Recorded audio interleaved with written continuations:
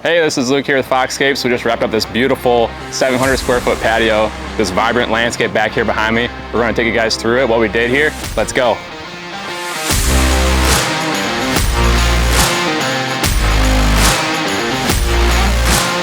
First things first is this beautiful patio. This patio is about 700 square foot, plenty of space for entertaining out back here.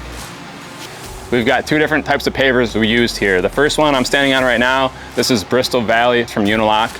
We used that as the main course here, and we also took the small rectangle and used that as the second banding layer on the outside of the patio. The other paver we used is one of our favorites. This is Copthorn Basalt. It is a black looking paver, and it really complements the dark colors and sets off the patio. It kind of outlines it in a Sharpie marker and makes it look real nice. One thing you'll notice here is all the drains were professionally done. We've got a downspout over there behind you, one here, a sump pump, and another downspout over there. With all the water collecting on the roof, getting into those drains, we wanted to get them out into the yard off of the patio. To bring this whole outdoor space to life, we did a full landscape surrounding this patio. Over here, we've got the pre-existing landscape, and over there is the egress window well. So those are our two key points with the curvature to be decided around the patio. When it came to landscaping, the biggest bucket list item was to have some privacy back behind me. We've got these beautiful blue junipers reaching 10-15 foot off of the corner of the patio. These are going to grow and become a full privacy screen. They really dictated the curvature in this landscape bed.